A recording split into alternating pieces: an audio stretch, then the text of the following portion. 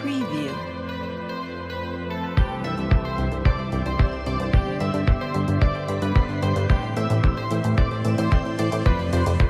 Preview. Preview.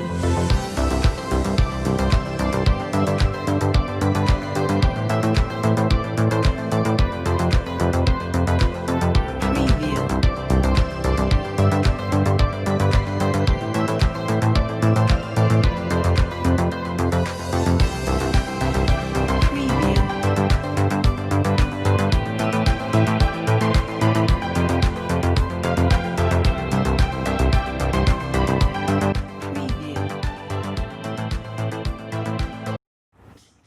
Hello students, आज हम लेकर आए हैं class 8th chapter 1 the best Christmas present in the world.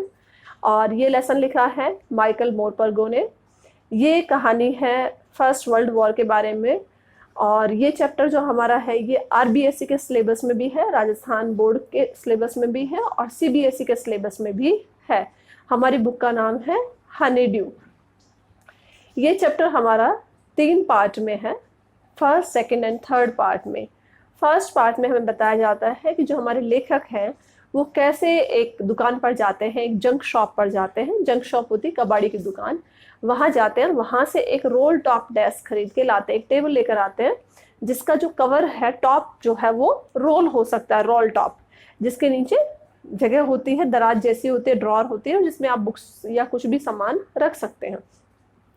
तो ये एक रोल टॉप डेस्क खरीद कर लाए एक जंक शॉप से, कबाड़ी की दुकान से। क्यों? क्योंकि अगर नई लेकर आती तो नई काफ़ी महंगी थी, बहुत एक्सपेंसिव आती, महंगी आती है और ये इनके लिए अफोर्ड करना संभव नहीं था।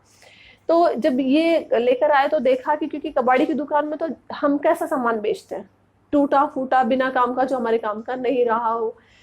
तो जब ये लेकर आए तो उन्होंने देखा कि जो उसका टॉप है, ऊपर का जो हिस्सा है वो काफ़ी जला हुआ है और शायद पानी वगैरह की वजह से थोड़ा फूल गया है। और जो उसका एक पाया है, पैर है डेस्क का, वो रिपेयर किया हुआ है बेतरतीब तरीके से, गलत से तरीके से। तो वो ये चाह रहे हैं कि उसको ठीक करें। अब इन्होंने उसको ठीक करने के लिए काम करना शुरू किया है। 24 दिसंबर को, क्रिसमस ईव को, इन्होंने उसे ठीक करने का सोचा। ये अपने बैक रूम में या गैराज में गए और वहां इन्होंने उसे ठीक करना शुरू किया। अब जब ये उसे ठीक करने लगे तो उन्होंने देखा कि वो जो रोल टॉप डेस्क है उसके नीचे ड्रॉर है, जिनको हम हिंदी में दराज कहते हैं। वो ड्रॉर इन्होंने एक खोला और देखा उसके अंदर एक सीक्रेट ड्रॉर था। सीक्रेट ड्रॉर जो है उसको भी खोला, उसको वो आराम से नहीं खुला, तो थोड़ा सा उसको मुट्ठी से ऐसे ब्रूट फोर्स में रफली उसको खोला। और जब वो खोला तो उसमें से एकदम सीक्रेट ड्रॉर से खुल गया। अब सीक्रेट ड्रॉर खुला तो देखा कि वहां पर एक ब्लैक कलर का टिन बॉक्स, एक लोहे का छोटा बॉक्स है और उस बॉक्स के ऊपर लाइन्ड पेपर है। लाइन्ड पेपर कैसा, जैसे हमारी कॉपी का पेपर होता है लाइन वाला पेपर, वो उसके ऊपर चिपका हुआ है। कैसे? सेलो टेप से, sellotaped, and it was a lined paper with Sellotape, चारों तरफ सेलो टेप से उस पर चिपकाया हुआ है। और उसके ऊपर लिखा है Jim's last letter received on January 25th to be buried with me when the time comes. और in shaky handwriting, shaky handwriting means थोड़ा सा हाथ, जब बुजुर्ग लोग हो जाते हैं तो उनके हाथों का जो बैलेंस है वो कंटिन्यू, स्टेबिलिटी नहीं रहती और हाथ हल्के से कांपते हैं। तो ये किसी ने लिखा है शेकी हैंडराइटिंग, मतलब डेफिनेटली किसी बुजुर्ग ने ये लिखा है। और क्या लिखा है उस पर कि जिम का आखिरी खत है और ये मेरे साथ दफना दिया जाना है जब वक्त आता है। जब वक्त आता है मतलब जब मेरी मौत होती है तो मेरे साथ दफना दिया जाना है। एक बार को ऑथर को लगा कि वो इसे खोलकर देखें, but he thought that it's not the courtesy, शिष्टाचार नहीं है कि हम किसी का लेटर खोलकर देखें। पर जो उसके ऊपर लिखा था कि ये लास्ट लेटर है और मेरे साथ दफना दिया जाना है, इन वर्ड्स ने ऑथर के मन में क्यूरियोसिटी जगा दी, एक जिज्ञासा जगा दी कि ऐसा क्या है जो ये खत उनके साथ दफना दिया जाना है। उन्होंने उस लेटर को खोलकर देखा और पहले उस बॉक्स को खोला, ब्लैक टिन बॉक्स को, और देखा तो उसके अंदर एक लिफाफा है और लिफाफे के ऊपर एड्रेस लिखा था। एड्रेस लिखा था 12 कॉपर बीचेस डॉर्सेट, मतलब ये जिसके पास ये खत आया था उसका ये एड्रेस था, ये उसका पता था, 12 कॉपर बीचेस डॉर्सेट। ऑथर ने उसे लेटर को खोला और उन्होंने इसे पढ़ना शुरू किया। तो ये है हमारे लेसन का फर्स्ट पार्ट, जिसमें हमें इतना बताया गया कि ऑथर एक जंक शॉप से रोल टॉप डेस्क लाया और उस डेस्क की सीक्रेट ड्रॉअर में एक ब्लैक टिन बॉक्स में हमें एक लेटर मिलता है। और ये लेटर पूरा जो हमारा लेसन है, ये लेसन 1, इसका सेकेंड पार्ट पूरा लेटर ही है। लेटर की फर्स्ट लाइन से और लास्ट लाइन तक पूरा का पूरा क्या है, लेटर है। वो लेटर जो ऑथर को उस रोल टॉप डेस्क के सीक्रेट ड्रॉअर में मिला था। पूरे सेकंड पार्ट में हमें लेसन ना देकर वो लेटर ही हमें दिया गया है कि हमें वो लेटर पढ़ना है। अब ये लेटर किसने लिखा है? ये लेटर लिखा है जिम मैकफर्सन ने, जो एक इंग्लैंड के निवासी हैं। उन्होंने ये लेटर लिखा है अपनी वाइफ मिसेस कॉनी मैकफर्सन को। ये लेटर उन्होंने लिखा। क्यों लिखा? क्योंकि फर्स्ट वर्ल्ड वॉर चल रहा है, प्रथम विश्व युद्ध चल रहा है, और प्रथम विश्व युद्ध में जर्मनी और इंग्लैंड की सेनाएं जो हैं वो आमने सामने हैं। इंग्लैंड जर्मनी पास पास है, लेकिन दोनों दुश्मन देशों की तरह व्यवहार कर रहे थे और दोनों की सेनाएं आमने सामने थी। दो दुश्मन देशों की जब सेनाएं आमने सामने होती हैं तो वो कोई दोस्ती का हाथ बढ़ाने की कोई उम्मीद नहीं रहती, क्योंकि प्रथम विश्व युद्ध है। विश्व युद्ध वैसे ही बहुत भयानक उसके जो नतीजे होते हैं वो होते हैं, लाखों लोगों की जान उसमें जाती है, और हमेशा युद्ध तबाही लेकर आता है या नुकसान लाता है या लोगों के लिए मौत का कारण बनता है या बर्बादी लेकर आता है। युद्ध कभी भी कभी किसी का भला नहीं करता, चाहे वो हमारा हो या हमारे दुश्मन का हो। युद्ध कभी अच्छा नहीं होता है। तो ये तो पूरा फर्स्ट पार्ट था। अब हम चलते हैं सेकंड पार्ट पर। सेकंड पार्ट जो है वो लेटर है। ऑथर ने, लेखक ने, माइकल मोरपर्गो ने लेटर को खोला और देखा कि ये लेटर था वो पेंसिल से लिखा हुआ था। It was written in pencil. Written in pencil means pencil से लिखा हुआ था। और पूरे लेटर को जब खोला तो लेटर के टॉप पर एक डेट लिखी थी। वो डेट थी 26 ऑफ दिसंबर 1914, 26 दिसंबर 1914। क्रिसमस हम मनाते हैं, पूरी दुनिया में ही क्रिसमस मनाया जाता है 25 दिसंबर को। और 25 दिसंबर 1914 को जो उन्होंने क्रिसमस मनाया था, क्या क्रिसमस मनाया था, पूरी कहानी जब आप पढ़ेंगे, सेकंड पार्ट पढ़ेंगे, you will get to know, आपको पता चलेगा कि क्यों ये खास था और क्यों ये इतना शानदार था।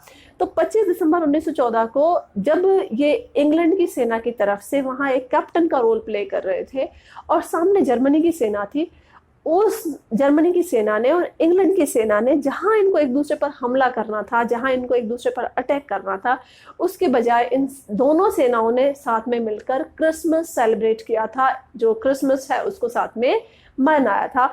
और यही खास बात थी जो जिम मैकफर्सन अपनी वाइफ कॉनी मैकफर्सन को इस लेटर के माध्यम से बताना चाह रहे हैं। तो लेटर शुरू होता है और लेटर की बिल्कुल स्टार्टिंग में है, dearest Connie, I am writing this letter in the happiest frame of mind. Dearest Connie, मैं ये लेटर तुम्हें बहुत खुश, जो मेरा मन है उसमें मैं लिख रहा हूँ। और वो बताते हैं कि कल क्या हुआ। कल क्रिसमस का दिन था, क्योंकि 26 दिसंबर 1914 को लिखा गया लेटर है और 26 से पहले वाले दिन क्रिसमस था। तो वो बताते हैं कि कल खास क्या हुआ। कल हम लोग हमारी ट्रेंचेस में थे। ट्रेंचेस वो बहुत बड़े बड़े से फौज अपने लिए गहरे गड्ढे, खाइयां खोद देती है, जिसके अंदर वो अपने आप को सामने वाले दुश्मन के अटैक से बचाने में मददगार साबित होते हैं। तो ये अपने ट्रेंचेस में थे, डग आउट्स भी बोलते हैं उन्हें। और सामने वाली जो सेना है वो भी अपने ट्रेंचेस में है। इंग्लिश सेना है और जर्मनी की सेना है, और एक बीच में जगह आती है नो मैंस लैंड। वो कई बार जब भी आप इंडिया पाकिस्तान की बात होती है, इंडिया चाइना की बात होती है, तो भी हमें सुनने को मिलता है no man's land. No man's land एक ऐसा एरिया होता है दो देशों की बॉर्डर्स के बीच में, जहां दोनों ही देशों के लोगों को नॉर्मल माहौल में तो वो फिर भी चले जाते हैं, लेकिन युद्ध के समय वो दोनों सेनाएं एक दूसरे से लगभग 1 से 2 किलोमीटर की दूरी बनाकर रखती हैं। जो बीच वाला पूरा हिस्सा होता है वो कहलाता है नो मैंस लैंड। तो एक तरफ तो इंग्लिश आर्मी है, एक तरफ जर्मन आर्मी है, और यहाँ हमें 2 वर्ड मिलेंगे, Tommy and Fritz. TOMMY। Tommy है किसी भी इंग्लिश सोल्जर के लिए यूज किया जाता है, किसी भी इंग्लिश सिटीजन के लिए, कोई भी इंग्लैंड में किसी भी कॉमन लड़के को आप टॉमी कह के बुला सकते हैं। और फ्रिट्ज है किसी भी जर्मन सोल्जर को आप ये फ्रिट्ज कह के बुला सकते हैं, जर्मनी के सोल्जर को, या किसी भी कॉमन जर्मन बॉय को आप फ्रिट्ज कह सकते हैं।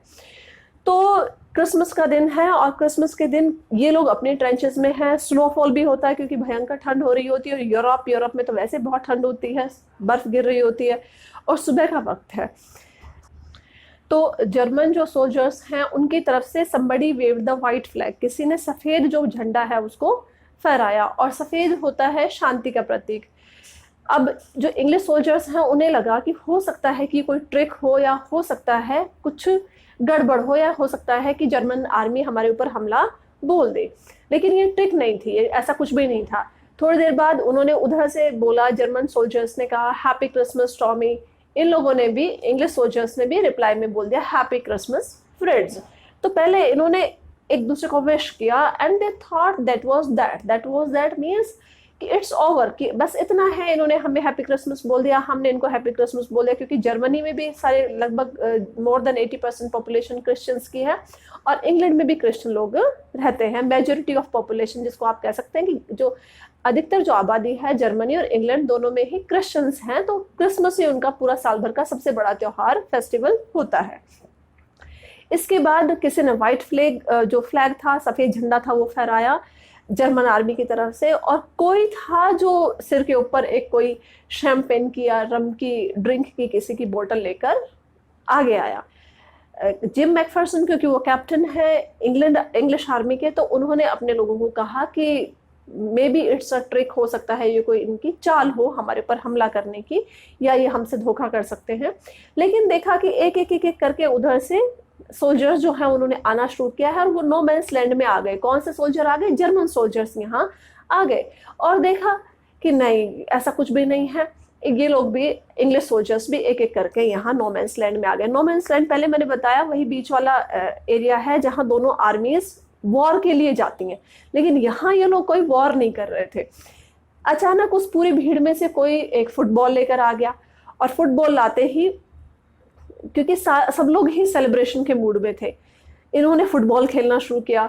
ग्रेट कोट्स पहनते हैं ये लोग। ग्रेट कोट्स होते हैं, आपने हॉलीवुड मूवीज में भी देखे होंगे, लगभग घुटने तक की लंबाई के बहुत बड़े बड़े से साइज के कोट्स होते हैं। तो इंग्लिश सोल्जर्स की जो ड्रेस है, यूनिफॉर्म है, उसका कलर तो खाकी है, खाकी कलर। और जर्मन सोल्जर्स की जो टीम यूनिफॉर्म है उसका कलर है ग्रे, सलेटी। तो ग्रे और खाकी के इन्होंने गोल पोस्ट बना दिए, क्योंकि वहाँ फुटबॉल का कोई ग्राउंड नहीं है नो मैंस लैंड में। और गोल पोस्ट वो जगह है जब दोनों साथ में दो टीम खेलती हैं, तो जैसे हमारी टीम अगर हमें गोल करना है तो हमें बॉल दूसरे के पाले में, दूसरे के गोल तक ले जानी होगी, तभी हमारा गोल माना जाएगा। और ऐसे ही हमने यहाँ गोल पोस्ट बनाया है, तो अपोनेंट जो है, जो हमारी दूसरी टीम है, जो हमारे विरोधी है, वो जब उधर से बॉल हमारे गोल में डालेगी, जब हमारे ऊपर एक गोल हो जाएगा, उनके यहाँ उनका एक प्लस पॉइंट मान लिया जाएगा। फुटबॉल शायद सबको खेलना आता है, बहुत सिंपल है, सबको समझ आता भी है। तो खाकी कोट्स की, ग्रे कोट्स का और ग्रे कलर का जो था, सलेटी कलर का, उन दोनों के दो बड़े बड़े गोल पोस्ट बना दिए गए। किससे? वही ग्रेट कोट्स का ढेर लगा दिया गया वहां पर, और दो गोल पोस्ट बन गए। किसी ने फुटबॉल दे दी और फुटबॉल मैच शुरू हो गया। फुटबॉल मैच में जब खेलना शुरू करते हैं तो सारे खिलाड़ी एक दूसरे के पीछे और बॉल के पीछे भाग रहे होते हैं, और उस समय बहुत मुश्किल है पहचानना कि कौन जर्मन सोल्जर है और कौन सा इंग्लिश सोल्जर है। उसी वक्त एक जर्मन ऑफिसर है, उनका नाम है हैंस वुल्फ, और ये जिम मैकफर्सन, ये इंग्लिश ऑफिसर हैं। ये दोनों ऑफिसर साथ में बैठे हैं, अधिकारी दोनों साथ में बैठे हैं। ये फुटबॉल मैच नहीं खेल रहे, लेकिन ये एक दूसरे से अपने विचार साझा कर रहे हैं। और विचार साझा करते हुए वो फैमिली की बातें करते हैं। वो अपने बताते हैं कि जिम मैकफर्सन बताते हैं कि मेरे घर में मेरी वाइफ है, मैं डॉर्सेट से हूँ, डॉर्सेट जो एक डिस्ट्रिक्ट है इंग्लैंड का। और हैंस वुल्फ जो जर्मन सोल्जर है वो बताते हैं कि मेरे घर में मेरी वाइफ है, मैं डसलडॉर्फ एक जगह है जर्मनी में, वहाँ से हूँ, और मेरे घर में मेरी वाइफ और एक छोटी बेटी है। जिम मैकफर्सन बताते हैं कि वो एक स्कूल टीचर हैं, क्योंकि वो जो वक्त था यूरोप में, क्योंकि लगातार युद्ध हो रहे थे और वर्ल्ड वॉर का वक्त था, तो सेना में बहुत ज़्यादा संख्या में लोग नहीं थे। तो देशों ने क्या किया, कई सारे देशों ने कानून निकाल दिया कि जिसको भी अगर युद्ध में हमारी सेना, हमें जरूरत पड़ती है लोगों की सेना में भेजने के लिए, तो हम उन लोगों को सेना में भेज देंगे। युद्ध में अगर आपकी आवश्यकता पड़ती है तो आपको बुलाया जा सकता है। ये जिम मैकफर्सन एक स्कूल टीचर हैं। उन्होंने बताया मैं एक स्कूल टीचर हूँ। स्कूल टीचर पढ़े लिखे तो होते ही हैं, वो आराम से 100, 200, 500 लोगों की बटालियन को संभाल सकते हैं। ऐसे ही हैंस वुल्फ हैं। हैंस वुल्फ वो कहते हैं कि मैं आई एम फ्रॉम डसलडॉर्फ, जर्मनी से हूँ मैं, डसलडॉर्फ से, और मैं ऑर्केस्ट्रा में सेलो प्ले करता हूँ। ऑर्केस्ट्रा होता है पूरा एक ऐसा सेट जिसमें सारे म्यूजिकल इंस्ट्रूमेंट, सारे जो आपके संगीत के वाद्य यंत्र हैं वो होते हैं, और सेलो एक पियानो जैसा बड़ा सा इंस्ट्रूमेंट होता है। तो हैंस वुल्फ ने बताया कि वो सेलो प्ले करते हैं ऑर्केस्ट्रा में। जब दोनों यहाँ बैठे हुए सामने अपने सोल्जर्स को देखते हैं, हैंस वुल्फ और जिम मैकफर्सन, तो उनके माइंड में एक बहुत सिंपल सा आप कह सकते हैं या बहुत इम्पोर्टेंट सी एक चीज़ आती है, और वो एक दूसरे को बताते हैं कि क्यों ना हम युद्ध के बजाय कोई फुटबॉल मैच या क्रिकेट मैच कर लें और वो सारे हमारे झगड़ों का सोल्यूशन कर दे, कि जो भी विनर होगा वही जीत जाएगा। और सच में देखा जाए तो ये बहुत अच्छी बात है। वहाँ कुछ इम्पोर्टेंट से 2-3 लाइन भी आती हैं जो बताती हैं कि अगर हम कोई फुटबॉल मैच या क्रिकेट मैच किसी युद्ध को सुलझाने का तरीका मान ले, तो ना तो कोई पत्नी विधवा होगी, ना कोई बच्चे अनाथ होंगे, ना ही किसी के घर बंद होंगे या बर्बाद होंगे। पूरे लेसन का सबसे इम्पोर्टेंट पार्ट जो आपको थोड़ा इमोशनल बना देगा वो यही है कि युद्ध हमेशा बर्बादी, तबाही और नुकसान लेकर आता है। युद्ध ने कभी पूरी दुनिया में कभी किसी का भला नहीं किया। उसके बाद ये पूरे सब लोग, फुटबॉल मैच खत्म हो जाता है। फुटबॉल मैच खत्म होता है तो जर्मन सोल्जर्स जीत जाते हैं, जर्मनी की जो टीम है वो जीत जाती है। हैंस वुल्फ और जिम मैकफर्सन दोनों ऑफिसर आपस में बातें करते हैं, और जिम मैकफर्सन कहते हैं उन्हें कि नहीं भाई ये तो चीटिंग थी, अगर आप लोग क्रिकेट खेलते तो फिर हम कह सकते थे कि हम पक्का जीतते, क्योंकि इंग्लैंड का जो क्रिकेट है उसका ओरिजिन इंग्लैंड है। अब ये लोग साथ में रम्स या ड्रिंक्स वगैरह शेयर करते हैं, कुछ सॉसेज शेयर करते हैं, केक्स, कुकीज़ और ये सब आपस में शेयर करते हैं। और फिर फाइनली धीरे धीरे करके जर्मन सोल्जर्स जो हैं वो अपने जर्मन खेमे की तरफ लौटना शुरू कर देते हैं, इंग्लिश सोल्जर्स अपने इंग्लिश खेमे की तरफ या उनकी जो डगआउट्स एंड ट्रेंचेस हैं वहाँ लौटना शुरू कर देते हैं। और उसके बाद ये सब लोग जाते हैं और शाम को जर्मन सोल्जर्स क्रिसमस सॉन्ग गाते हैं, क्रिसमस कैरल्स बोलते हैं उनको अपनी जर्मन लैंग्वेज में। और ऐसे ही इंग्लिश सोल्जर्स भी अपने डगआउट्स में रात को अपने अपने जहाँ ट्रेंचेस में थे, डगआउट्स में जो इनकी खाइयाँ बनी हुई हैं उन्हीं में ये लोग क्रिसमस सॉन्ग्स गाते हैं। उसके बाद धीरे धीरे करके सब सो जाते हैं और क्रिसमस का दिन खत्म हो जाता है। ये पूरा सेकंड पार्ट है। सेकंड पार्ट में एक इम्पॉर्टेंट बात ये भी आती है कि जहाँ जिम मैकफर्सन और हैंस वुल्फ एक दूसरे से बात करते हैं तो वो कहते हैं कि कोई भी सोल्जर, चाहे वो जर्मन सोल्जर हो चाहे वो इंग्लिश सोल्जर हो, कोई भी सिपाही नहीं चाहता कि युद्ध हो, क्योंकि युद्ध हमेशा नुकसानदायक ही होता है। और हर सोल्जर चाहता है कि काश कि हम घर सुरक्षित वापस लौट पाए। और जिम मैकफर्सन और हैंस वुल्फ एक दूसरे को बेस्ट विशेस देते हैं कि काश कि नेक्स्ट क्रिसमस तक हम लोग अपने घर पहुंच जाएं और सुरक्षित पहुंच जाएं। लेकिन जब आप चैप्टर का एंड पढ़ेंगे you will get to know कि ऐसा कुछ होता नहीं है। जिम मैकफर्सन कभी लौट कर घर वापस नहीं आते हैं। तो सेकेंड पार्ट तो पूरा था जिम मैकफर्सन का लिखा हुआ लेटर अपनी वाइफ कॉनी मैकफर्सन को, और पूरे लेटर में उन्होंने बताया कि कैसे वो एक इंग्लिश आर्मी की तरफ से कैप्टन थे, कैसे हैंस वुल्फ जर्मन आर्मी की तरफ से ऑफिसर थे, कैसे वो दोनों साथ में बैठे और कैसे पूरी जो जर्मन आर्मी है वो और इंग्लिश आर्मी ने आमने सामने, जहां उन्हें युद्ध लड़ना था, प्रथम विश्व युद्ध में हिस्सा लेना था, एक दूसरे पर आक्रमण करना था, एक दूसरे पर आप कह सकते हैं कि हमला करना था, और वहाँ उन्होंने मिलकर और दोस्तों की तरह साथ में क्रिसमस को सेलिब्रेट किया। थर्ड पार्ट पर हम आते हैं। थर्ड पार्ट है, अब हम इसको क्या करते हैं, हम फर्स्ट और थर्ड पार्ट को कंटिन्यूएशन में लेते हैं, क्योंकि सेकंड पार्ट तो कुछ था ही नहीं। सेकंड पार्ट तो सिर्फ एक लेटर था, और जो लेटर जिसने हमें सारी बातें बताई उस क्रिसमस सेलिब्रेशन के बारे में जो 25 दिसंबर 1914 को सेलिब्रेट किया था जर्मन और इंग्लिश आर्मी ने साथ में। यहाँ ये बात ध्यान रखने वाली है कि जिस दिन क्रिसमस सेलिब्रेट हुआ उसके जस्ट अगले दिन 26 दिसंबर 1914 को ही 1914 को 26 ऑफ दिसंबर जिम मैकफर्सन ने ये लेटर अपनी वाइफ कॉनी मैकफर्सन को लिखा, ये बताने के लिए कि हमने कल दुनिया का सबसे शानदार क्रिसमस साथ में सेलिब्रेट किया था।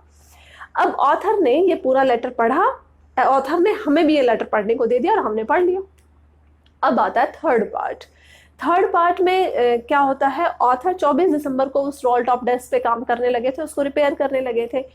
अब जब ऑथर ने वो लेटर पढ़ लिया तो ऑथर को लगा, क्योंकि उस लिफाफे के ऊपर पता तो लिखा ही हुआ है 12 कॉपर बीचेस डॉट सेट, तो लेखक को लगा कि क्यों ना इस लेटर को, इस खत को, इसके जो मालिक हैं, जिसका इस खत पर हक है, उसे लौटा दिया जाए।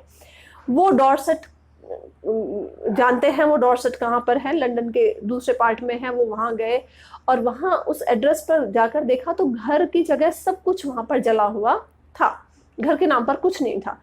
उन्होंने एक पड़ोसी से पूछा तो उन्होंने कहा कि यहाँ मिसेस कॉनी मैकफरसन रहती थी, presently she is in a nursing home, वो अभी एक नर्सिंग होम में है। और शहर का जो दूसरा पार्ट है उसका नाम उन्हें बता दिया कि यहाँ पर नर्सिंग होम है, यहाँ पर मिसेस कॉनी मैकफरसन है।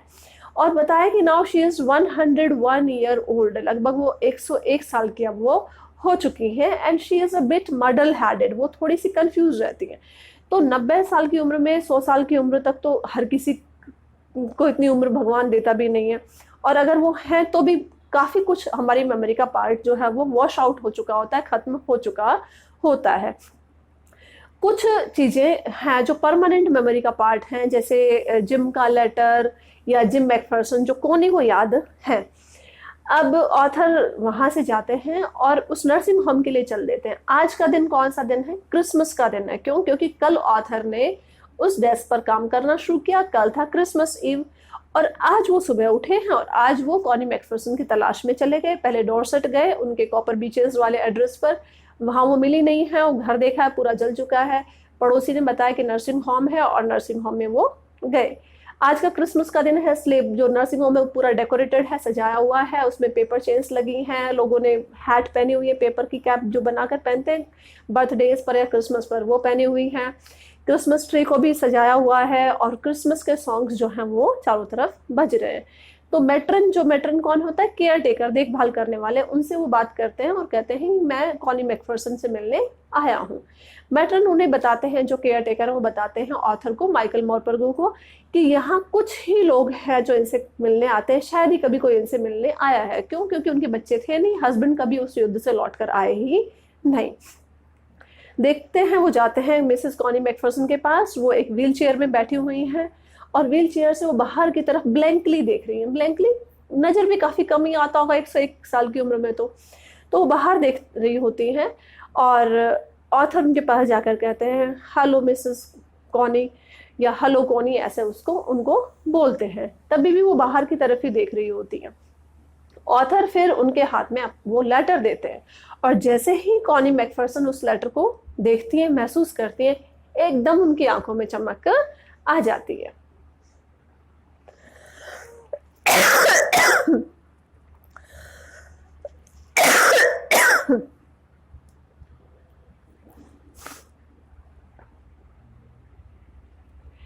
क्योंकि कॉनी मैकफरसन उस लेटर को देखते ही पहचान जाती हैं। और पहचान जाती हैं क्यों? क्योंकि वो कुछ खास था, वो उनके हस्बैंड की याद के नाम पर एक अंतिम चीज थी जो उनके पास थी, जो उनके पति ने उन्हें वहीं वॉर ग्राउंड से, आप कह सकते हैं युद्ध के मैदान से, बैटलफील्ड से उनके पास भेजी थी। जैसे ही वो लेटर को टच करती हैं, खुश हो जाती हैं और उन्हें ये महसूस होता है कि शायद उनके हस्बैंड, जिनके आने की वो इतने सालों से उम्मीद लगाए बैठी थी, शायद वो लौट कर आ गए हैं। तो वो कहती हैं कि oh Jim dear, finally you are here, this is the best Christmas present in the world. तो तुम अब आए हो, इतने सालों बाद आए हो, और ये तो दुनिया का सबसे अच्छा क्रिसमस प्रेजेंट है। लेकिन क्यों? क्योंकि वो 101 साल की हो चुकी हैं, वो इतने सालों से अपने पति के वापस आने की उम्मीद कर रही हैं। तो उन्हें ये नहीं पता कि ये कोई और है जो उनके पति का लिखा हुआ लेटर उन्हें लौटाने आए हैं, ये जिम नहीं है।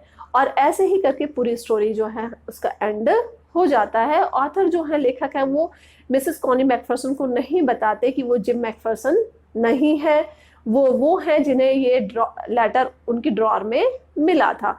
अब ड्रॉर कैसे ये हुआ होगा?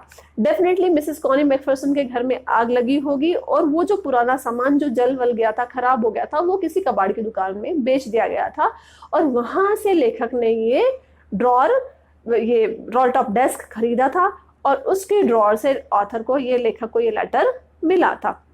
तो ये पूरा लेसन है हमारा, the best Christmas present in the world. I hope you may have enjoyed it. Thank you.